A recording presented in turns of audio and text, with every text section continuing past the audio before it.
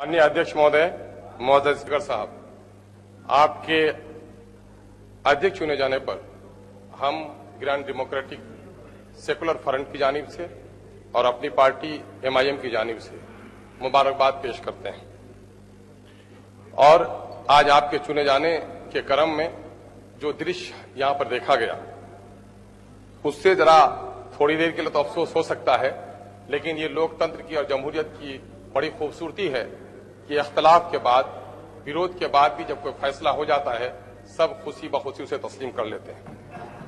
हमें आपसे विरोध नहीं, आपके पार्टी और NDA, बीजेपी और NDA के जो नजरियात रहे हैं, उससे विरोध जरूर रहा है, लेकिन आप जिस कुर्सी पर बैठे हैं उस पर हम आपको मुबारकबाद देते हैं। आपके विरोध में हम खड़े जरूर थे और गठबंधन का हिस्सा न होने के बावजूद भी हम गठबंधन की हमायत में खड़े थे, लेकिन अब जब आप कुर्सी पर बैठे हैं तो हम समझते हैं कि प्रेमचंद, महान कहानीकार प्रेमचंद का अफसाना बेशतर लोगों ने पढ़ा होगा और आपने जरूर पढ़ा होगा कि पंच की कुर्सी पर बैठने के बाद आदमी पक्ष और विपक्ष नहीं देखता। आप सदन के संरक्षक हैं, हम सबों के गार्जियन हैं, कस्टोडियन ऑफ द हाउस हैं। हम ही नहीं, पूरा सदन आपसे ये उम्मीद रखता है कि दो तीन बातें कही जाती हैं, पक्षधर, निष्पक्ष और सत्य के पक्षधर। लोग निष्पक्ष लोगों को अच्छा समझते हैं और आपको भी कुछ लोग निष्पक्ष कहना चाहते हैं, लेकिन मैं कहना चाहता हूं कि सड़क पर किसी की इज्जत लुटे तो वह पक्षधर हो सकता है बुराइयों का, खड़ा वाला निष्पक्ष हो सकता है, लेकिन उसका फरीजा है कि वह सत्य का पक्षधर होकर उसकी इज्जत बचाए। मैं आपको निष्पक्ष नहीं बल्कि सत्य का पक्षधर देखना चाहता हूं कि जिस कुर्सी पर आप बैठे हैं, बिहार की जनता आपसे आशा करती है कि सरकार अगर भटक जाए तो उसको लगाम लगाना आपको काम होगा। बिहार की बड़ी समस्याएं हैं, वक्त आएगा तो बात करूंगा।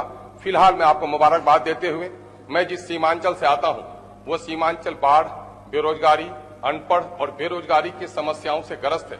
हमारी आप पुरजोर वकालत करेंगे और बिहार में इस वक्त धार्मिक तनाव का जो बिगाड़, अपने अध्यक्ष मत बनिए, अध्यक्ष जी हैं, अरे बड़े अच्छे अध्यक्ष बनाए हैं आपने, उसका आदर कीजिए। मैं आप ही बनाए हैं और आप ही आदर नहीं कर रहे हैं, तो मैं आपसे उम्मीद करता हूं कि बिहार की नई नस्ल की शिक्षा देने वाले नियोजित शिक्षकों का, पलायन वाले मजदूरों का, बच्चों की पढ़ाई जो कोरोना से रुकी हुई है उसका, और बिहार में सामाजिक सौहार्द बनाए रखने का, और हमारी गुलनाज की जो इज्जत टूटी है उसको इंसाफ दिलाने के लिए सरकार को जरूर मजबूर करेंगे। हम यही आपसे उम्मीद भी रखते हैं और यही आशा भी रखते हैं, ताकि आपके सदन में जो समय गुजारे जाए आने वाली पीढ़ी उस पर नाज करे। माननीय अध्यक्ष महोदय, महोदय स्पीकर साहब, आपके अध्यक्ष चुने जाने पर हम ग्रांड डेमोक्रेटिक सेकुलर फ्रंट की जानिब से और अपनी पार्टी MIM की जानिब से मुबारकबाद पेश करते हैं। और आज आपके चुने जाने के क्रम में जो दृश्य यहां पर देखा गया, उससे जरा थोड़ी देर के लिए तो अफसोस हो सकता है, लेकिन ये लोकतंत्र की और जमहूरियत की बड़ी खूबसूरती है कि इख्तलाफ के बाद, विरोध के बाद भी जब कोई फैसला हो जाता है, सब खुशी बखुशी उसे तस्लीम कर लेते हैं। हमें आपसे विरोध नहीं, आपके पार्टी और NDA, बीजेपी और NDA के जो नजरियात रहे हैं, उससे विरोध जरूर रहा है, लेकिन आप जिस कुर्सी पर बैठे हैं उस पर हम आपको मुबारकबाद देते हैं। आपके विरोध में हम खड़े जरूर थे और गठबंधन का हिस्सा न होने के बावजूद भी हम गठबंधन की हमायत में खड़े थे, लेकिन अब जब आप कुर्सी पर बैठे हैं तो हम समझते हैं कि प्रेमचंद, महान कहानीकार प्रेमचंद का अफसाना बेशतर लोगों ने पढ़ा होगा और आपने जरूर पढ़ा होगा कि पंच की कुर्सी पर बैठने के बाद आदमी पक्ष और विपक्ष नहीं देखता।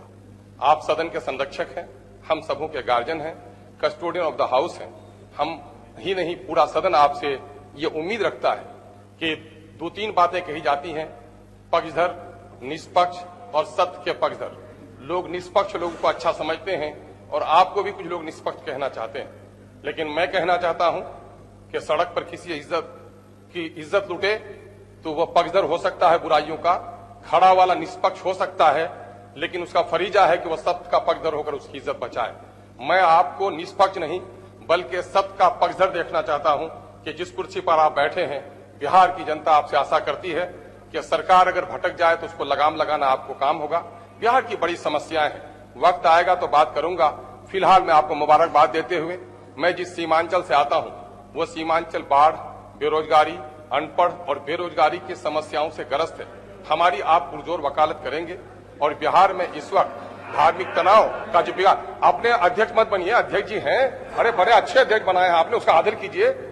मैं आप ही बनाए हैं और आप ही आदर नहीं कर रहे हैं। तो मैं आपसे उम्मीद करता हूं कि बिहार की नई नस्ल की शिक्षा देने वाले नियोजित शिक्षकों का, पलायन वाले मजदूरों का, बच्चों की पढ़ाई जो कोरोना से रुकी हुई है उसका, और बिहार में सामाजिक सौहार्द बनाए रखने का, और हमारी गुलनाज की जो इज्जत टूटी है उसको इंसाफ दिलाने के लिए सरकार को जरूर मजबूर करेंगे। हम यही आपसे उम्मीद भी रखते हैं और यही आशा भी रखते हैं, ताकि आपके सदन में जो समय गुजारे जाए आने वाली पीढ़ी उस पर नाज करे। ऐवाने बल्दिया में बनता है कानून, तो ऐवाने असेंबली में बनता है, तो ऐवाने पार्लियामेंट में बनता है। जब तक हमारे नुमाइंदे इन ऐवानों में नहीं होंगे तो फिर हमारी आवाज, हमारा एहतजाज जो इन बाजारों में, गलियों में, मैदानों में होता है, वो आवाज, वो एहतजाज गलियों, बाजारों, मैदानों में दम तोड़ देता। लेकिन अगर हमारा नुमाइंदा होगा और हमारा नुमाइंदा ऐवान में चीखेगा, चिल्लाएगा, एहतजाज करेगा, तो उस एहतजाज का नतीजा यह होगा कि इस बाजार में लोग एहतजाज को बैठे थे, लेकिन किसी और बाजार और मैदान में जो एहतजाज को नहीं बैठे थे वो भी एहतजाज पे निकल आते हैं। ऐवानों में एहतजाज करने में यही एक फर्क होता है। और जब तक हमारी नुमाइंदगी नहीं होगी तो हम कैसे अपने मसाइल को उठाएंगे? और अगर हमारी नुमाइंदगी अगर नहीं होगी तो फिर हमारी आवाज कहां से उठेगी? आपने देखा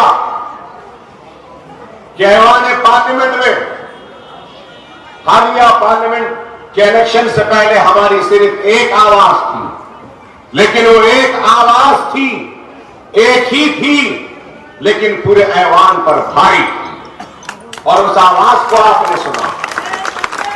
और जमहूरियत में नुमाइंदे की अहमियत होती है। अगर जमहूरियत में, ऐवान में हमारे नुमाइंदे नहीं तो फिर हमारी आवाज दबकर वहीं पर खत्म हो जाती है। इसलिए हमको आज जमहूरी जो हमारा हक है वो है हमारा वोट। हमको अपने वोट का सही इस्तेमाल करना चाहिए। आज हम बेशक जिंदगी के हर शोबे हयात में पीछे हैं, पिछड़े हुए हैं, कमजोर हैं। इस बात से कोई इनकार नहीं करता कि तालीम के मैदान में SC, ST और BC से भी पीछे अगर कोई है तो वो मुसलमान है। रोजगार में अगर कोई सबसे पीछे है तो वो मुसलमान है। कारोबार में सबसे पीछे अगर है सनत में तो वो मुसलमान है। बेशक है, लेकिन हम अपनी पसमानदगी को किस तरीके से दूर कर सकते हैं? अगर तालीम में आगे आना, रोजगार में अगर हमको आगे आना, तो जब तक हमारे नुमाइंदे नहीं होंगे हम अपनी पसमानदगी को दूर नहीं कर सकते। आप बोलेंगे कि कैसे? मैं आपको बताना चाहता हूं कि राजशेखर रेड्डी और कांग्रेस के दौर में मजलिस इत्तेहादुल मुस्लिमीन के अराकीन असेंबली थे। आंध्र प्रदेश की असेंबली में हमने एहतजाज किया, हमने आवाज बुलंद की। हमारी जिद्दोजहद का नतीजा कि आंध्र प्रदेश में तहफ्फुज़ात है तालीम में और सरकारी नौकरियों में। क्या नहीं है तहफ्फुज़ात? अगर हमारे नुमाइंदे नहीं होते तो क्या हमको तहफ्फुज़ात मिलते? क्या उस वक्त कांग्रेस की हुकूमत सिर्फ आंध्र में थी? नहीं, कांग्रेस की हुकूमत उस वक्त महाराष्ट्र में भी थी, उस वक्त कर्नाटक में भी थी, उस वक्त आसाम में भी थी, उस वक्त राजस्थान में भी थी, उस वक्त मध्य प्रदेश में भी थी, कई रियासतों में थी। तो सवाल यह है कि आंध्रा में मुसलमानों को रिजर्वेशन क्यों मिला और वहां क्यों नहीं मिला? इसलिए आंध्रा में मिला क्योंकि मजलिस इत्तेहादुल मुस्लिमीन के नुमाइंदे ऐवान असेंबली में, इसलिए मिला।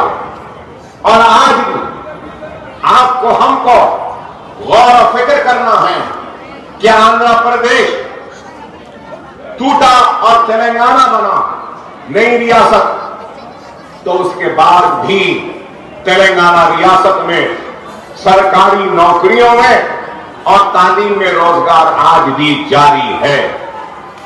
तो ये क्यों है? इस वजह से कि मजलिस इत्तेहाद अल मुस्लिमीन की एक सियासी ताकत है। मजलिस इत्तेहाद अल मुस्लिमीन से लोग वाबस्ता हैं और मजलिस इत्तेहाद अल मुस्लिमीन के अराकीन ऐवान असेंबली में नुमाइंदगी कर रहे हैं। अगर ये नहीं होता तो फिर हमको ना तहफ्फुज़ात मिलते, ना हमको नौकरियों में, ना ही तालीम में हमको मौका मिलता जिसके जरिए हम अपनी कमजोरी व पसमानदगी को दूर कर सकें। आज हमको इस बात पर गौर करना चाहिए कि जज्बाती बातें, जज्बाती ऐलानात और जज्बाती नारे तो बहुत होंगे, लेकिन सब्र व इस्तिकामत के साथ आगे बढ़कर अपने मसाइल को हल करवाना, ये एक कामयाब क़यादत की निशानी होती है। और मजलिस इत्तेहाद अल मुस्लिमीन ने हर दौर में ये कोशिश की कि अपने मसाइल को हल करवाएं।